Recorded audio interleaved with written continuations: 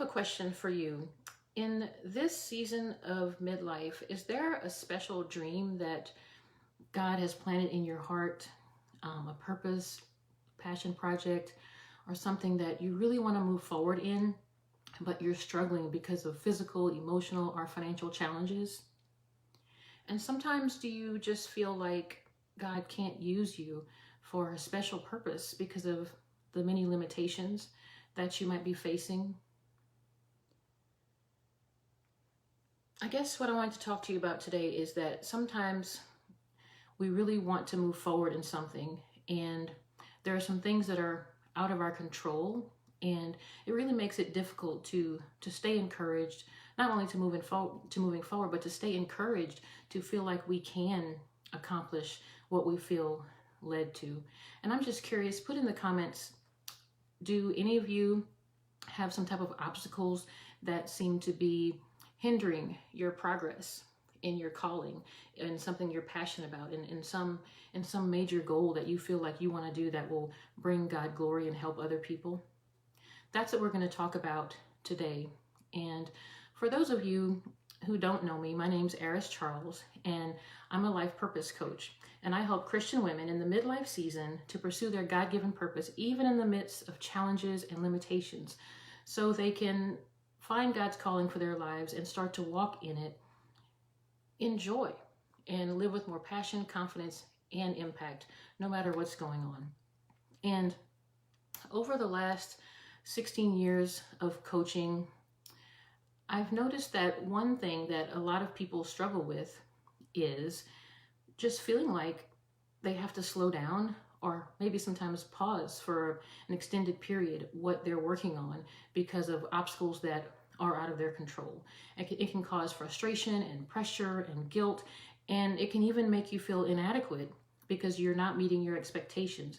And sometimes we feel like our expectations are the same as God's expectations, and then we feel like we're not pleasing God, and we sometimes might give up our dream altogether or just feel purposeless.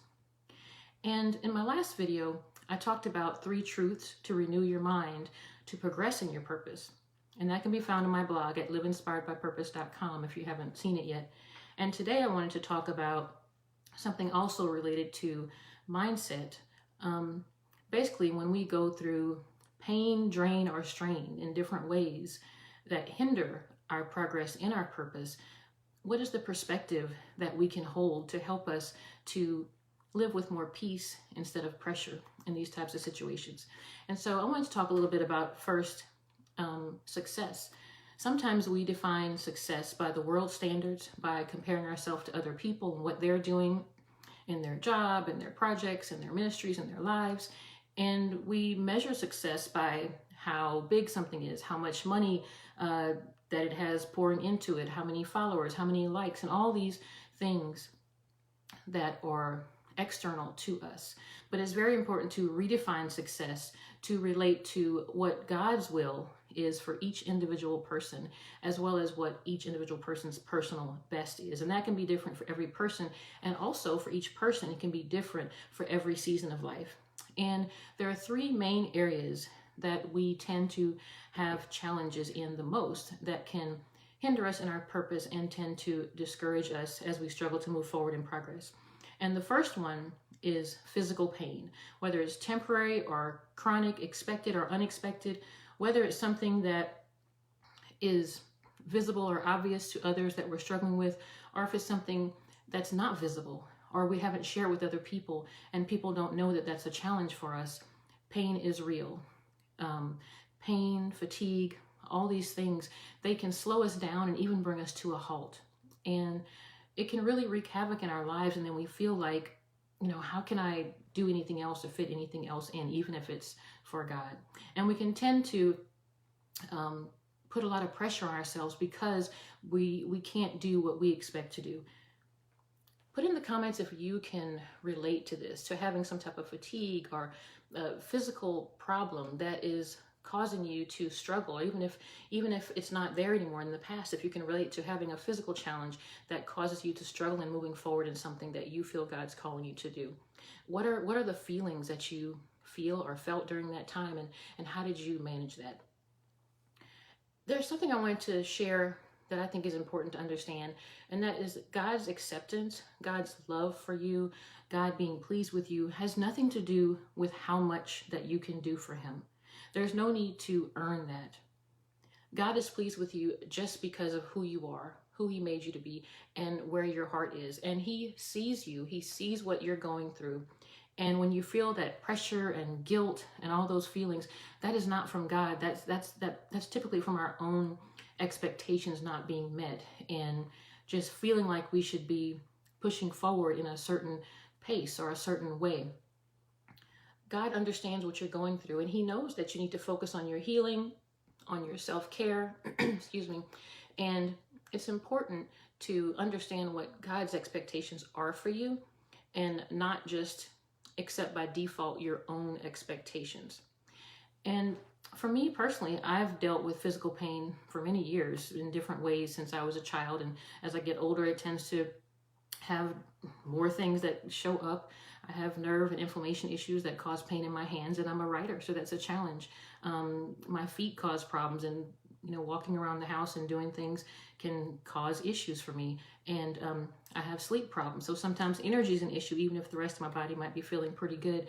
But I found out that when I follow God and figure out what he wants me to do, and not just focus on my own agenda, then he empowers me to be able to do those things that he's calling me to do.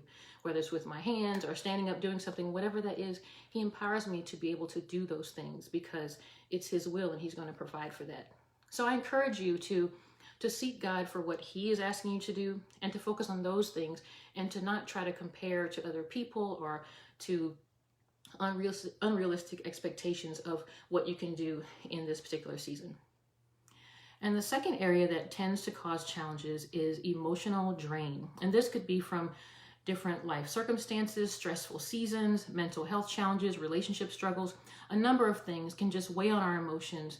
And then we end up not being in a headspace to be able to set goals and do planning and all these things. Sometimes we're just not even in the mood to try to move forward, or we might even lose our passion for a while, or even not be able to hear from God about our calling because things are such a challenge. And we really have to learn to care for ourselves and do what God's calling us to do, but also take into account our emotions and where we're at. Let me know in the comments if you can relate to having some type of season in life, whether it's now or in the past, where the emotions are just flowing and so strong and it's so difficult, and you just are having a hard time moving forward in what God is calling you to do. How did you handle that, or how do you handle that if it's going on right now?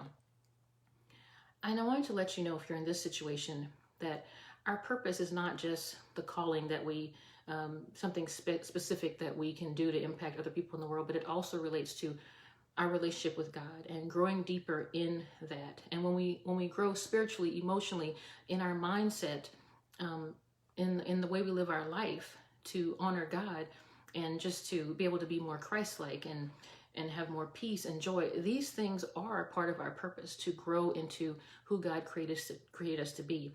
And so if we have to put a halt to a lot of the things that we're doing, some of the goals we're working on, God understands that. But he is pleased with you leaning into him, abiding in him, curling up in his lap, and growing with him. And that's okay if that's what you're actually called to do during this particular season of life. So as you learn, as you grow in different areas of your life, address the situation at hand, but support yourself and be realistic in what you can move forward with. And you never know. A lot of times the things that and you may not see it now, but the things that you're growing in and learning, it may help you to be able to encourage people later. It may be part of your purpose later in life, or right where you are right now in the present. The way that you handle things walking with God, even if people see your pain and your struggle, it can be a light to them right where you are. So there is purposeful action and purposeful intent in just walking with God in the struggle that we're going through now. And I know personally, when the parenting years got a lot tougher, even though I knew what a big part of my calling was, I had a lot of clarity and had some things that I wanted to do and had started doing, I had to stop moving forward, almost to a halt. because I knew that I really needed to focus on my family and my own self-care, and there was too much tug of war there. And at first that was difficult, but I learned that it was okay because I was growing right where I was. And God ended up opening doors for me to be able to encourage people using my spiritual gifts and my passions in other ways, writing letters and walking with people closely when they were going through things, even if there were similar things that I was going through. Spiritual gift of exhortation or encouragement, I was able to use that with many women that I knew, friends and strangers that I met. So God found ways for me to glorify him, and he will find ways for you to bring glory to his kingdom while you grow and walk with him. And the third area is financial strain. And this is difficult because sometimes we have a certain idea of what we want something to look like, what that finished product is, or some of the milestones. And sometimes God has given us a vision for something, and when we don't have the ability to fund it at the present time, then it causes us to think, well, maybe this isn't my calling, or just to give up or to get frustrated, or sometimes to make decisions that can cause us to go into excess debt or do things trying to push forward. And I want to encourage you that if God is calling you to do something, that he's going to, even if he gives you that far out vision, he's going to let you know step by step what you need to do now. And that may be smaller than the bigger vision, but it's still going to be impactful and purposeful as far as God is concerned. And he's going to call you to do what you are able to do, or he's going to find ways to help you have the provision for that. Creative ways, different methods. He'll help you to find methods to do something that may not require the amount of money that you feel that you need. And he can open doors for you to find support from other people, as well as to have new ways to carry out your calling until you can get to that next step. And I know in my own life, when I first started working on my business, there was no way for me to be able to afford some of the things I saw other people doing. And that can make you feel like, well, gosh, I'm not doing enough. How am I going to make an impact? But even in me not pushing forward, trying to do things I really wasn't in the right timing to do, God opened the door for me to work with the ministry. And in that ministry, they were doing things that I had wanted to do on my own, but working with them who were already steps ahead of me, I learned about what some of my strengths were. I was able to better understand my passions and clarify more of my purpose, and even work on some of the areas where I wasn't as strong, but would need to be stronger in to carry out my own calling. And so God sees you, and God is not going to call you to do something that you're not able to do. So don't just fixate on the big picture, the far out picture, but understand what is he calling you to do in this season. And if you're dealing with all those things at one time, the physical pain, the emotional drain, the financial strain, it can be difficult. But what is God asking you to do right now? And what is that one doable step that you can focus on? And it's so important to hold that perspective. Put in the comments if there are any creative ways that you've learned to be able to do things for people or carry out your calling or your passion, even though you may not have had enough funds to do the bigger picture method that you'd like to do. It'd be great to share some creative ideas. And one thing I did want to mention is that sometimes we can tend to make our struggles bigger than God. And we can underestimate what we're actually able to do because we're dealing with so many struggles. And I used to do that, and then I realized that there were lots of little things that I could be doing that add up to big impact for other people, as well as big fulfillment for me, because I'm not just always focused on the challenges and the things that I'm going through and what I'm not able to do. So I learned to focus on what I am able to do. And you also can ask God, Lord, you see me and you know that I can't do this. What is something that I can do right now? Because you're big enough.